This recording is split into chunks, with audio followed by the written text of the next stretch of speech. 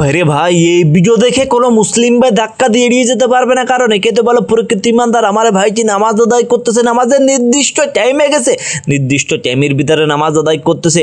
আরে ভাই, আমরা বিভিন্ন ধরনের অজুহাতের সময় দোহাই দিয়ে নামাজ আদায় করি না, জানেন? কিয়ামতের দিনে এই নামাজ সর্বপ্রথম আল্লাহ পাক রব্বুল আমিনের কাছে হিসেব দেওয়া লাগবে।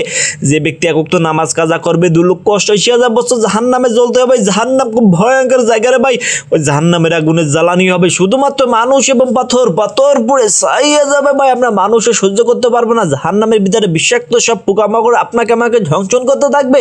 যদি আমলনামা খারাপ থাকে, জাহান্নামে খাবার হবে পচা ফল কাঁচাযুক্ত, যা কোনো মানুষ ভোগ করতে পারবে না।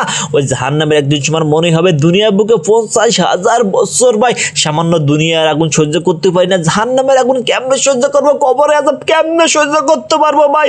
এখনো সময় আছে, আল্লাহর পথে ফিরে আসুন, 5 ওয়াক্ত নামাজ পড়ুন। আর ভিডিওটি ভালো লাগবে চ্যানেলটি সাবস্ক্রাইব করে পাশে থাকুন, ভালোবাসার মানুষগুলো।